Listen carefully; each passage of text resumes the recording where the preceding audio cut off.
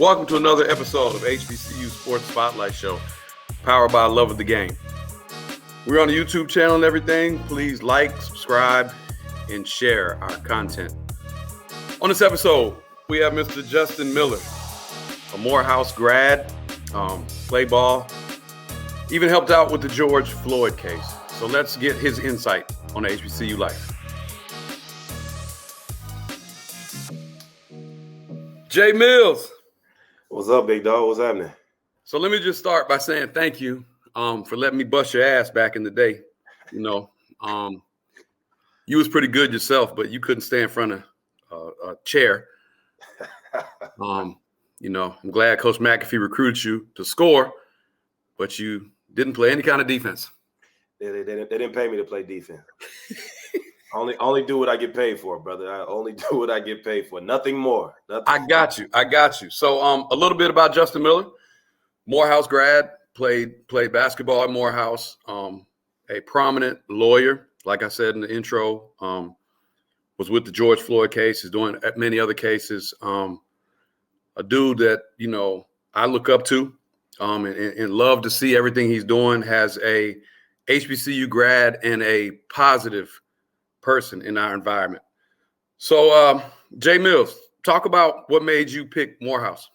Yeah, and when you say my resume, my basketball resume, make sure you say leading scorer 2 years, make sure you say rebounding leader, make sure you say conference, all conference, make sure you say these things. Give me my flowers when you say give my resume. I mean my basketball part, please. But I mean, I'm trying to give you those flowers, but please.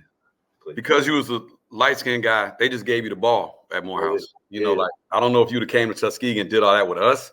You probably would have rebounded. You probably would have been like third or fourth leading scorer. Yeah. You probably would have helped us win the conference title. Yeah. But you got a lot of those accolades because your teammates kind of felt sorry for you. But go ahead. You put me anywhere on God's green earth, I'm gonna get buckets. That's all I'm gonna say. I love it. Not now though, right? Oh, now too. Yeah, now too. Oh, okay. You got to stay ready so you don't have to get ready. That's okay. What made you pick Morehouse? Man, it's crazy. I wasn't supposed to be at Morehouse. I got recruited by Miami. That was really the biggest D1 school that recruited me. I thought I was going to go there. Things did not work out for a number of reasons. I'm sure you've heard all of these kind of stories about, schools. And Morehouse was really not on my radar, but my dad knew Coach Brewer. Coach Brewer. Yep. And my godfather knew him. My godfather is in the Hall of Fame at Fisk, one of Fisk's leading scorers, and he was a national leading scorer when he played in the 70s and 80s. And they told me, listen, man, you go to Morehouse, it's a great school. The network there is great. It's a wonderful place to be just for basketball, but outside of basketball and anything like that. And so I went to Morehouse and I checked it out and I never left. I didn't go back to Florida for a number of years. I enjoyed every minute of it, and it was the best decision I ever made in my life. Gotcha. Talk about some of your experiences. Good. Let's go with the good first. Not only in the classroom, but like you said, the life outside of Morehouse, because at that time you had Clark, Morris, Bryant, and Spelman. Yeah. So just talk about maybe you inside the classroom, walking around campus, other things like that. No, it was great. It was a good experience. I just saw a little bit of an interview you did earlier, and people talk about HBCUs in a certain way, but they're not all created equal. And so at Morehouse, it was fun. We had a great time. We got treated like students, yes, but we also got treated like we were putting in work and entertaining and doing a service, and people gave us credit for that. And I appreciated that. Also, at Morehouse, you're going to get a little bit different exposure than you normally get. So a lot of us we don't grow up around some of the people you're going to meet at Morehouse. You just don't meet those kind of people in the world. There's two different, paths that people are on. And at Morehouse, if you want to, you can connect with a lot of people who will be very beneficial in life. I was talking to a friend yesterday, and I have people who lived in my dorm, my freshman year dorm.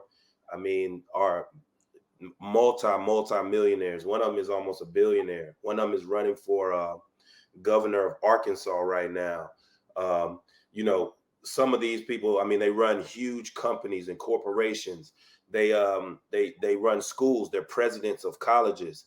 You know, lawyers and doctors. And even on my basketball team, I've never been on a basketball team, and I've never talked to anyone else who was on a basketball team unless they went to Harvard or something like that, where everybody on their team is a doctor, a lawyer, a businessman, a principal, you know, this type of thing. Everybody graduates. It's a very different experience, and I think it's good for anybody. If basketball is not going to be your career, then you have to think, if basketball is not going to be my forever career, where am I going to go to school that's going to help my life the most? And I think Morehouse is a good place for that. Speak highly of it, man. I think, and when I was coming up, you know, being in Atlanta and everything, and Morehouse was at a lot of the games. Coach McAfee was like, I looked up to Coach McAfee. Even though I didn't get to play for him, he wanted me to come to Morehouse, but I just didn't want to be at home because I was like, shoot, I feel like I get in a lot of trouble being with everything that's going on down there, but I can get back to where I'm from and my boys can come see me at school. So let me get away. Tuskegee was the same kind of experience for me because sitting in a classroom with my peers who were other African-American kids from all over, not just the country, but the world. Right. And then have the similar experiences that I don't think I could have gotten at a PWI. Yep. With kids with silver spoons in their mouth. And, you know, they're telling me, why do you not look at the police? Well, because that's how we are in my community. So sorry. I don't know. With you in your career at Morehouse and doing everything you're doing, what did that HBCU experience set you up for? I mean, literally everything, in my opinion. I have built a network that really started from Morehouse. And I tell kids all the time, your network is your net worth, right? So when you get out of school and you need to get stuff done, you're going to need people to help you jump over those hurdles. And places like Morehouse and Tuskegee and Howard, you know, CAU, these places will give you a network that you're not going to get at a PWI because it's only going to be at one time, you know, 30 of you on campus or 40 of you on campus. And who's to say that all of you will be like-minded and be able to bond and be able to, you know, build those kind of relationships that help in the future. But Morehouse, Tuskegee, Clark, Howard, these places have, you know, thousands and thousands of us. So you're going to build a network, and I can reach out now at this age of my life and touch somebody for anything that I need. And that's the beauty of these types of places. And in Atlanta, you know, of course, Morehouse, because Morehouse is in Atlanta and a lot of people who come here stay here. When you have a network that's built from Morehouse, where Morehouse is the foundation, you can really do whatever you want in the city. And that's a lovely thing. Yeah, definitely. Talk about some of the athletic stuff for you. You talked about all your accolades, but you know what is funny, you know, talking with Rob Jones, and he's like, hey man, we don't have those bus rides. We fly and we do everything like this. And he was talking about the many different levels of HBCUs. But I remember the bus rides we used to have to take at Tuskegee to go to Kentucky. And when you went to Kentucky State, you had to play like 3 other schools just to make it worth your while. So we used to make that trek to A&M, Lemoyne. Yep, and then Kentucky State. So you know it. So let's talk a little bit about that. Yeah, man. So the bus rides were a thing. I mean, it was big. In Morehouse, we did fly a little bit. You know what I mean? We had some of that, but we were riding that bus, and we used to call it the sick league, not the SIAC. We called it the sick league because you would go to different places and you would just see things that you're not going to normally see as a ball player other places. Like I remember going to Miles College and having to get dressed in the guest locker room, but it was like a small little locker room. And one time we went in there and they had like a thin level of water on the ground. And we told Coach, how can we get dressed? There's like a 2 inches of water on the ground. He was like, man, stand up on the seat. You got to do what you got to do. So we getting dressed and there's water on the ground. We're trying to avoid the water. I mean, one time we played Lemoyne on, and you know Lemoyne, in the middle of the hood. They don't know about that. And so, you know, when I'm 18, 19 years old, I'm 6'5", 180 pounds, soaking wet. I'm in Lemoyne and I'm trying to go hard. And I used to play hard. I'm Yeah, you did. not getting. There's no layups. There's no nothing. If you want to listen, you just got to beat me up. That was my motto. Like, we just gonna fight. Like that. That's how I was raised playing ball. You got to if they got to go down, they got to go down. So we're at Lemoyne and I foul somebody really hard. I get hit in the back of my head by something. I said, "Oh man, here we go. It's going down." I turn around. It's a little kid, 9 years old, crying. "Don't hit my daddy, Tony. Don't hit my daddy. Don't hit my daddy." I said, "Man, where am I at?" His mama came from and grabbed him and sat him down. It was crazy. That the next year we played at Lemoyne, that didn't happen, but I went off. And at halftime, I had like maybe 18 or something like that. And when we came back out for the second half, I was taking the ball out, and the guy grabbed my shorts and he just showed me a pistol. And he was like, "Listen, don't score no more points. That's all I got to say. Don't score no more points." And I was like, "Dang, this is different." But these are the type of things you have to deal with in leagues like our league. Yeah, because I can too. You know what I mean? It builds character. It does. And you know what? The best places to play, to me, I love the Lemoyne Owen setup because, like you said, it's in the middle of the hood and it's packed and they all hate you. But if you're the one scoring and doing something and they know it, they got respect for you and they love for you. Because I remember one time we're playing them and I'll go full court and shake the dude up and hit a layup and fall into the wall with the people standing right there. And, if they like you, they move out the way and help you up. But if they didn't like you, when you fall into them, they start swinging on you. So I fell and the dude helped me up like, "Man, you hooping. Keep doing what you're doing." A&M was another one. Used to be rocking. A&M was rocking. When we played y'all in Morehouse and Tuskegee, both places, Jim was rocking. Albany State. Always. But the crazy part about it, Justin, is like, just like you said, at a HBCU, you and I connected through basketball. Correct. But we've had a great relationship ever since. Like me and Irvin Josie, who played at Albany State. Oh, yeah. I remember Irvin Josie. Yeah. Great relationship. I still talk to him. Yeah. At some of those PWIs, you don't get that same experience with those athletes because y'all don't keep in touch with each other like that. Like, correct. You move on. But it was the respect level, and it was also we all kind of got the same stories. So, like, what's going on with us? And by the way, I saw you doing your watch like this. If y'all don't know, Justin Miller is like the Ric Flair, the Rolex wearing. Come on. Listen, I'm never going to shy away from that. Listen, we're going to keep going because, listen, my job, Cam, and this is how I feel about life. My job is to show these kids, right? You don't have to be a rapper to have it. You don't have to be a ball player to be popping. You don't have to. You can be whatever you want to be. And there's a way to get it popping. Whatever you feel like is lit, you can be it. And do it the right way and help people. It's a lovely thing. So I want all the kids to see it. When I go talk to kids, I make sure I don't go in there with a suit on looking bland, like I'm going to court. They might see me like that the fourth time, but the first time, they're going to see me how I dress on Friday night. Gotcha. Yeah. And as they should. Yeah. And they say, "Listen, well, what kind of car you drive?" I'll say, "Come outside and check it out." You know what I mean? And then you got their attention and you can talk to them. And that's really my whole point. I want to make more lawyers and doctors and business people and teachers and print. I want more of that because we need more of that. And you can have and be whatever you want and be that. And so we got to teach these kids that. A lot of them don't have. My dad was a lawyer. And I saw him and his friends. And these were just some regular dudes from Atlanta. My dad's from the West Side. He's from Adamsville. You know what I mean? And so I just saw him and his boys. And these guys were cool, and they lawyers, and I saw that. I got to see it as growing up, and I said, "Oh, you know what? I could do that." So I want all these kids, all of our kids, you know what I mean, the kids we help and the ones that we take care of, to understand that we can all be that, Gotcha. Well, I always got to ask my people on this show. You may have some negatives, you may not, or you may see something that you could help improve on. What is something for you at HBCU that you could see us doing better or helping out? Or something that was negative in your story at Morehouse? Man, I feel like they make certain things harder than what it should be. Now, what that does for you as a person, it builds your character so that you understand that you can get through anything and you can cross any hurdle, right? Mm-hmm. But as a student, if you are not there yet in your mind to overcome these obstacles, it could make you give up and lose hope.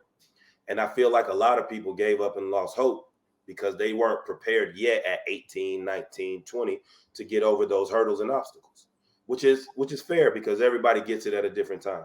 So I would set up more things so that students are, especially student athletes, have more resources and are able to go to someone to get things fixed. I have friends who played at Duke, and I talked to them about their experience at Duke, and it's like, listen, man, anything they needed, they wanted, it's like they push a button and it's done.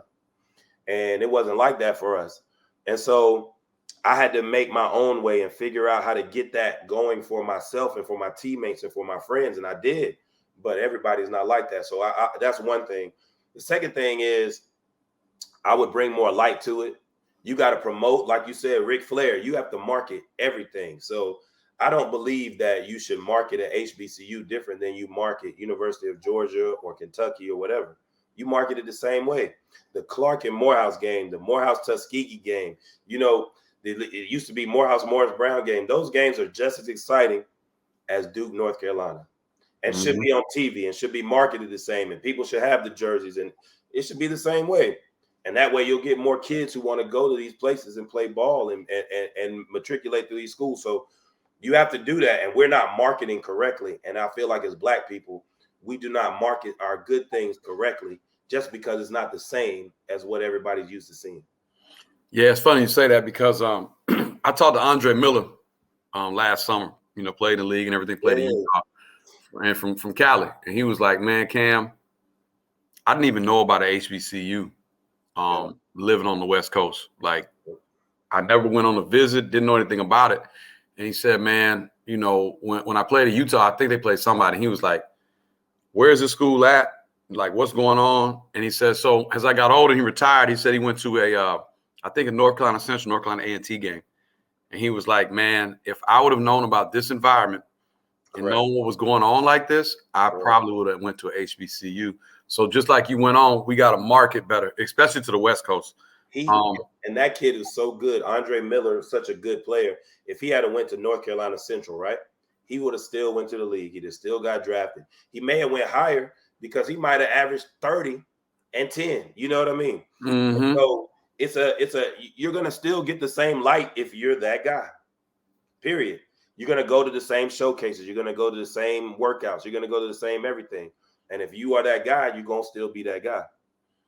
Yeah, you're totally right. So and then I talked to one of my good friends who went to Tuskegee with me, and we were talking about, like the living situation and like Rob Jones said, nutritionists. And because you and I both know what we say, 6:30 the cafeteria closed? Yes, sir. And we used to have practice sometimes the last past 7. So then we're coming out of practice and we're hungry. Every day. That was a struggle every day. The cafeteria people started understanding that. And so they would stay open for us. They weren't supposed to, but they would stay open for us. And we appreciated that. They would keep some certain stuff open because they knew we were coming. So we made sure that we got there so they didn't have to stay that long. But we would tell Coach, look, man, we got to eat. Don't give us this little $20 and be like, go try to get something to eat. I mean, the cafeteria is right here with abundance of food. One thing about HBCUs that I did love, and when we were talking about that, I want to say, going to Tuskegee, right? We got to go. We would go early, so the game would be on Saturday. We would go on Friday, but we would go on campus on Friday. So we would get to see the campus, and we would get to learn about Tuskegee and about, all of the beautiful things that go into a school like Tuskegee. And so you don't get that at other schools. You're not going, Duke players are not going to UNC and walk around Chapel Hill and, but we would go to Tuskegee and look at the plaques and look at the statues and see, and our coach would be like, no, listen, especially the first time when you're a freshman, recognize where you are and what this is and how this is historic.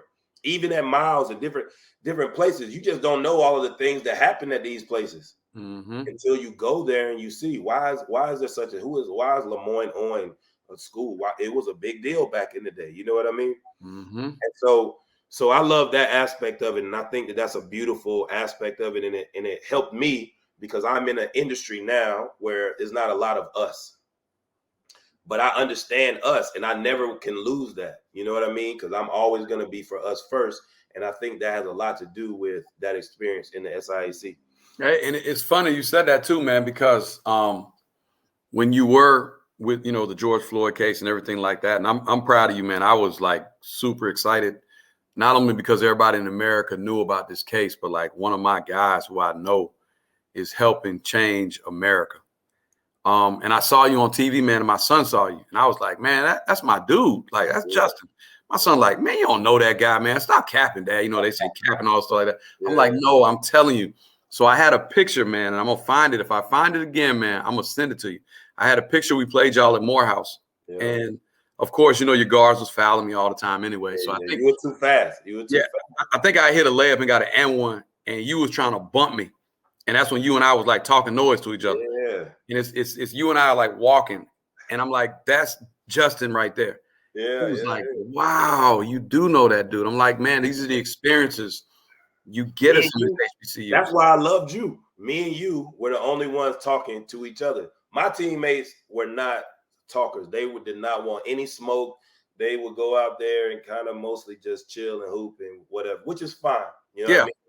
That's cool. But I needed to get the blood flow. Yeah. And so, and you were like me, because we were smaller, light skinned, whatever. It's just like, listen, I was letting them know, listen, I'm here. I will dunk on you. I'm going to put it on your head. I'm going to tell you about it. You know what I mean? Yep. After the game, when my guards, when we used to play you, I just remember, I used to be like, man, y'all got cooked, man. I used to mess with him so that the next time we played you, I wanted them to come at you. Like, yo, go at that guy. He coming at you, go at him. You know what I mean? Yeah. It was love, man. It was love. Every time I played you, I knew it was just going to be a battle, and I loved that. I used to be yelling at them, man. What are you doing, man? You know what I mean? It used to be fun, man. And you know what? I think some of the HBCUs too can use some of that stuff. Like you said, they need to be on TV, just not on, Martin Luther King Day when they try and do it. They used to do it on BET. But also promote some of these homecomings, man. I always wanted to take a group of kids to HBCU homecoming. Yeah. Wherever you could be, because like all HBCU homecomings are bananas. It's love. And one of the things they use at Tuskegee, the football coaches, they bring in like 60 recruits homecoming. Yeah. Be like at least 30 of them or 35 are going to sign Monday morning. That's because they just see it. So like the marketing you said. So let me ask you something. Justin Miller taking over has AD of Morehouse. What are some things you're doing? First thing I'm going to do, I'm going to build some good relationships with TV and get us some more spotlight, because Morehouse has a good name. It's already a good brand. So you have to let people know it's not just a good brand for whatever they think it is. It's also sports too. We have that, and so we need to push it out there so kids in, Iowa, or like you said, Andre Miller in California, they see it and they know, listen, I would love to go to this school. I didn't know that they had a good basketball team, or I didn't know this about it. So I would work on that. The second thing I would do, I would talk to a lot of the boosters, because they don't know that they could give money to the athletic department. No one reaches out. So potential boosters don't really get to give money. And so I'm going directly to them. I'm going to go sit in their house and I'm going to say, hey, this is your school. If you want us to look good and you want to be able to be proud of this aspect of Morehouse as well, help us out. Get us some money. You know what I mean? Let your corporation give us some money, things of that nature. So these are the first two things I'm going to do. And then after that, you start getting better players. You start getting more seen and recognized for your sports. And then that brings it up, brings your money up. Your basketball program is better. Your school is better. I mean, it just makes everything better. So let me ask you something, because I like everything you're saying, but I've also heard horror stories. I've heard several HBCU alumni say when they give money back to a certain thing, they don't see that money. Or like, hey, I gave $10,000 to, let's just say, Morehouse basketball team, right? Yep. Then the president and everybody takes $10,000 less from their budget to say, hey, you got $10,000, so we need $10,000 here. Correct. What can we do to get a better understanding of that for our alumni to not only just come back to homecoming, but just like you said, man, you got to think about it, man. For the generations of people and classes that come back to homecoming, Just imagine. I mean, how many did y'all have homecoming yet? We have it. It's next week. Okay, so I think Clark's homecoming this weekend, Clark right? is this weekend. Yep. All right, so let's just say how many people you think go back to the game and graduate from Clark? Just roughly, what, 5,000-6,000? Maybe at least 5,000. Yep. At least 5,000. Everybody who comes back puts $20 in a pot. Yep. Look how much money you just made for that university. But will everybody do it? Everybody would do it. Because people talk about how their HBCU experience, but they're not ready to give money back because part of the reason is a lot of people know it. The wrong people are in place and who are looking over the money. Correct. But those are the people who want to do it. See, and that's where we go wrong. We just let some people who want to do it instead of going and reaching out to the people that need to be doing it to do it. You know, what I did, I've been giving back to the Morehouse basketball team for 15 years, right? Mm-hmm. And so what I do, that happened to me. I gave money. I think I gave $5,000, 10 years ago. And I asked Coach, I said, did y'all get the money? He was like, nah, we never saw this money. And I asked the person I gave it to, he's like, well, they put it in a general fund and then it goes to this and it goes. I said, listen, how can I skip that? And Coach said, well, you could just earmark it for specific things. So instead of just giving the 5,000, what I started doing was I asked the coach, what do you need? And then we would just tick things off the list. And then I would just pay for this and have people, we put together a group and we'll pay for that.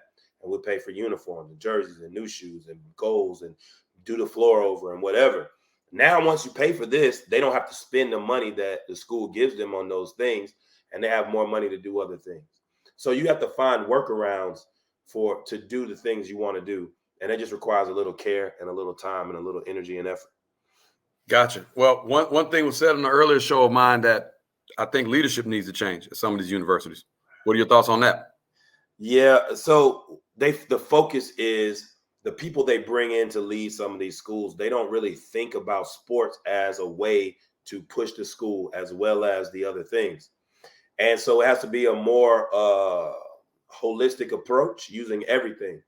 And so with me, if I was, let's just say, the president of the school or the head of the board of the trustees, we're going to make sure that we include everything and make a plan, a comprehensive plan for it all together. There's no reason, if you think about it, right? Morehouse should have some of the greatest athletic teams of any school. You have a school with all Black men. I remember going to like intramurals, and intramurals, every team in intramurals at Morehouse could hoop. Mm-hmm. I mean, every single team has except the football team. Yes, but they will foul you though. Yeah, that's what I'm saying. They just run over you. But yeah, every other team was like, yeah, they could play. Yeah. But every other team had some dude on there. I was like, man, why are you not on the team? You know what I mean? Mm-hmm. But it's like we don't focus on that. And so the school is not recruiting. They don't have money to go recruit. They don't have money to give to the kids. They don't have people to go out and get these people to come in and get on these teams. And we should be able to do it because it's like my son. I have a son now, and he plays ball. You know what I mean? He's training. He plays basketball. He plays baseball. He's a really good athlete. If he does not go to a high major D1, right, he's going to Morehouse. There's no doubt in my mind because you have to be at a place where, you can get something out of school other than just basketball. Going to school for basketball for the sake of basketball is out. It's not a feasible thing. It's not a good thing. The idea of it is not good. I feel like we were told the wrong thing. Mm-hmm. We pushed that sports envelope. Correct. And I have friends who went to Western Kentucky, Bowling Green, and I'm not saying any Troy University or something. I'm not saying anything is bad about these schools. These are good schools, but those schools are not. Those friends will come out of these schools. They don't have any network. They didn't make the NBA. They were good at basketball, but they didn't make the NBA. Now they don't have a network, and now they're starting from scratch, asking me to link them with the network that I built at Morehouse. You know what I mean? Mm-hmm. So why not have those guys who are really good athletes but not good enough to play at Kentucky? If they went to Morehouse, they would be all conference. But my question, though, Justin, why can't we get those guys who go into Kentucky? Because many, many years ago, when the powerful Black athlete couldn't go to any PWI, they were going to HBCUs, and that's when we were powerful. And these undercover games that we're learning about were like North Carolina Central went to go play at Duke and beat the tar out of them. And then that way, oh, hold on, we got to start getting their athletes. Why can't we go back to that? But it goes back to what you're talking about. Money and the other stuff we need. Because, like for me, I told one of my earlier guests, I was disappointed at Master P because you got the network and the funding and you take your son away from Tennessee State because they don't have the funding for what you need when you could have helped get that. But also you saw that before you went in there to the school. So was your son good enough to play there? Or maybe not. We never know. But you took him out and didn't help. You talked about it. We need to do better. But you didn't turn around and give anything to help them get better. No, Deion Sanders really has the blueprint. And his son is going to be just fine. His son is going to play in the NFL. He's going to be a great player, whatever. Deion, he has the blueprint. This is the blueprint. This is what we should be doing. Your son can go to Jackson State. Your son can go to one of these HBCUs, Alcorn, Grambling, Morehouse, Howard, Clark, Tuskegee. Your son can go to these schools. But you have to push him. You have to promote it. And so until these schools start getting it together where they understand, like these PWIs do, that you got to push sports too. Sports is what draws people into your school, not academics. You know what I mean? Mm-hmm. Morehouse is great, but Morehouse can't just push Martin Luther King. Can't be just Martin Luther King, man. It has to be more than that. I know Samuel L. Jackson, Spike Lee, these are great people. But Denzel's son went there, right? He went there. But he was a good football player too. I saw him play. He's good.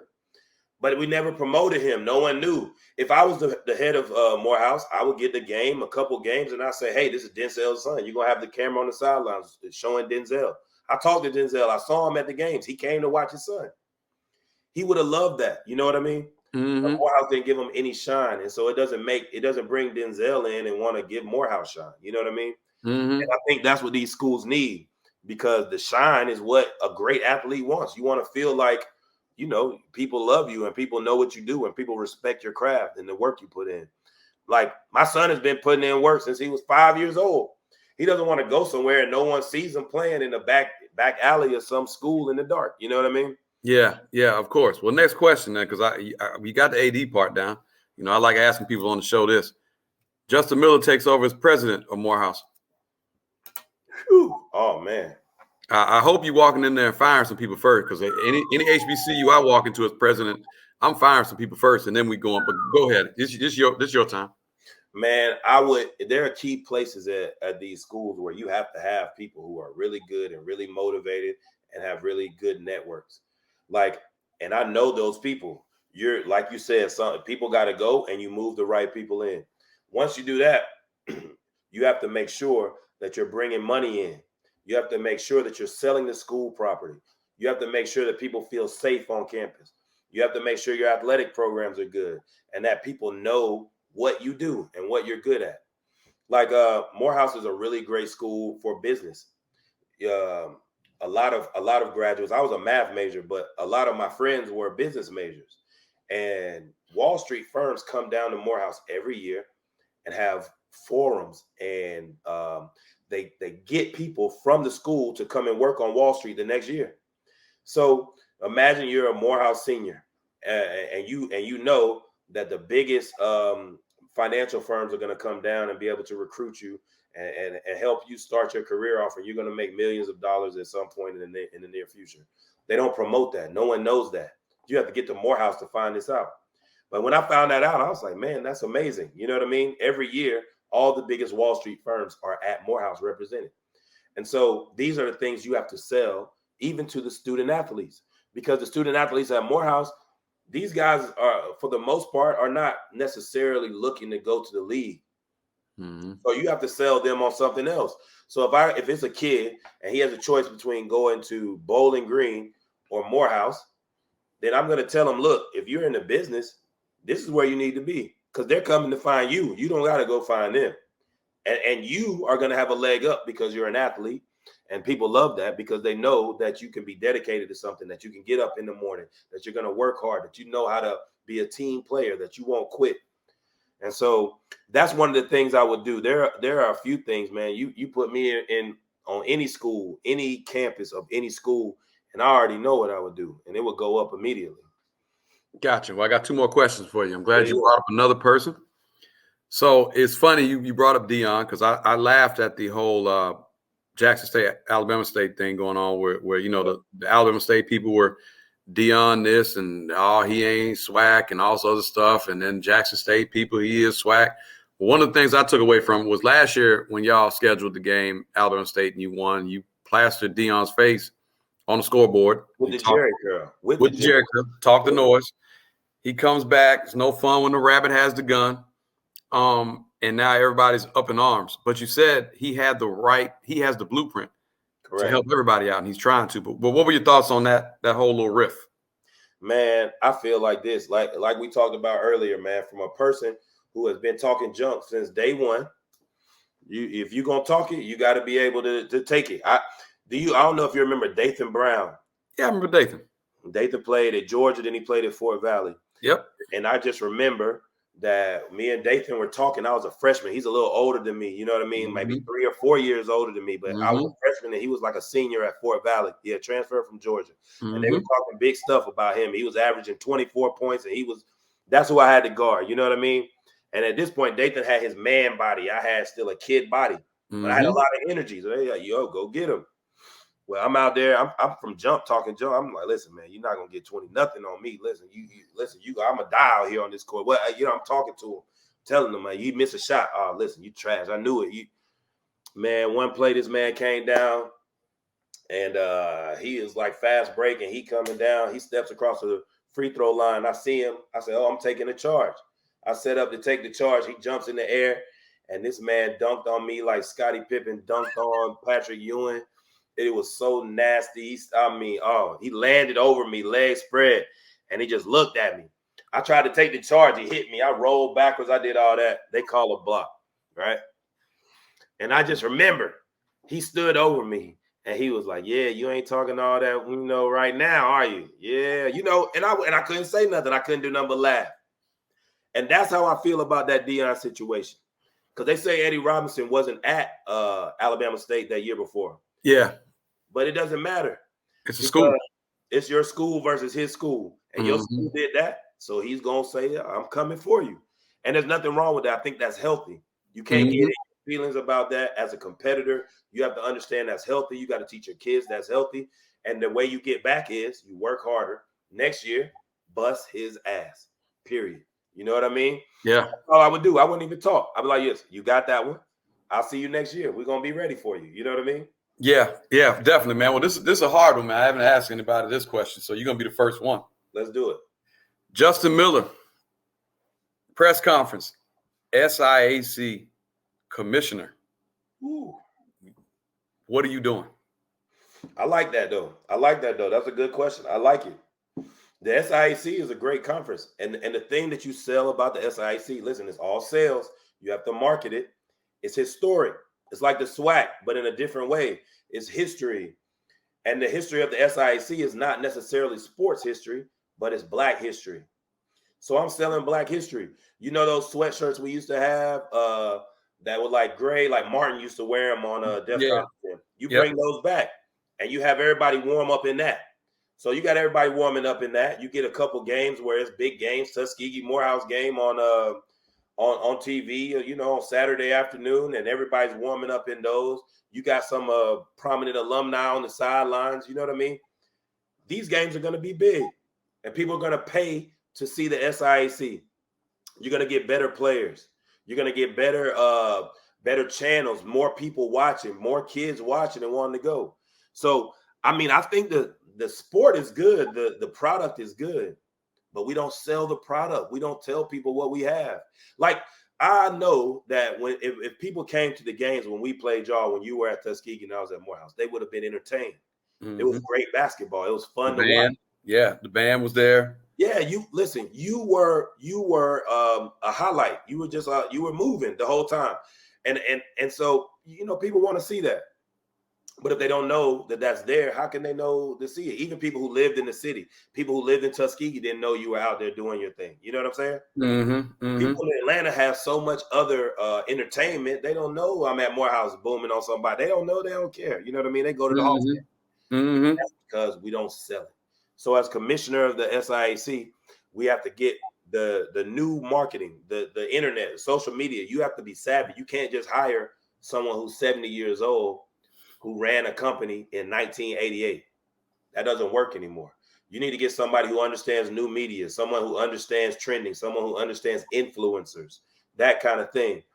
And those people can then push out your product so the whole world knows that you got something big and it's something that they need to be interested in. Hey, man, powerful, brother. I enjoyed this interview. Everything you said, man. I wish you nothing but peace and blessings. Tell your little man good luck. I hope to see him in a Morehouse uniform. Anything you got to say to the people before we get off? Yeah, 1000%, man. I will say this to any young people watching, right? They need to understand you can be anything you want. Just because you haven't seen it yet doesn't mean you can't be it, right? And I will say, and I tell all young people when I talk to them, kids, mostly high school kids, figure out, start thinking about different things you want to do in your life. Then find somebody, Google. That's what the internet is for. Find somebody who's doing what you want to do. And it could be 10 things. You might say, hey, I want to talk to a physician. I want to talk to an astronaut. I want to talk to a politician. I want to talk to a teacher. Find some, if you don't know some, and just reach out to them and say, hey, listen, I'm 16 years old. I'm interested in doing what you do. Is there any time, can I talk to you on the phone? Can I do a Zoom with you? Can I do, something that doesn't take up too much of their time? And that people would love to talk to you. This is the beauty of Morehouse. Morehouse is like a fraternity. So people reach out to me all the time. And they say, hey, man, I just want to talk to you about being a lawyer or playing basketball and being a lawyer or, what do you do? Who are you? And I tell them, this is how you get there. It's easy. I've been the same dude. I used to work at Foot Locker at Greenbrier Mall, and I'm the same person that used to work there. But everybody can go from where we were to where I am, to where other people are. You can do it. And it's a way to do it. You just have to know the blueprint. And so you're not supposed to know. You know what I mean? You're not supposed to come out knowing everything. There's no way you're at 18, 17, 16. You're supposed to know how to be a great lawyer, a physician, or principal. You don't know. So ask. And people stop asking. We stop helping. And I feel like that's one thing that I wish and I want everybody young to know, all the people coming up right now, ask for help. Ask people to give you guidance and point you in the right direction, because that could mean the world to you and it could be like a life-changing thing for yourself and your future family. Man, I appreciate it so much, Jay Mills, man. Anytime. Have a good one, brother. Anytime, brother. Thank you for having me. I appreciate you.